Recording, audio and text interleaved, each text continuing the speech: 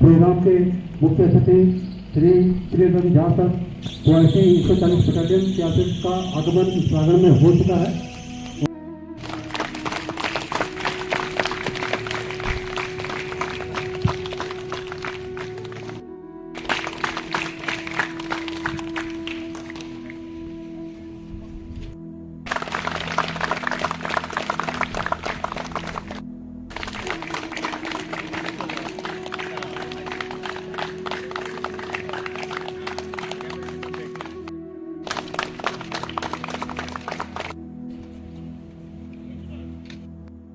वर्ष की भांति इस वर्ष भी केंद्रीय रिजर्व पुलिस बल सिविक एक्शन प्रोग्राम आयोजित करती है और इसी कार्यक्रम के तहत हमारी बटालियन ने की जो डेल्टा कंपनी है उसने यहाँ पर सिविक एक्शन का प्रोग्राम रखा है और उसी के तहत खेल सामग्री और कुछ निर्धन लोगों को सोलर लाइट का वितरण किया।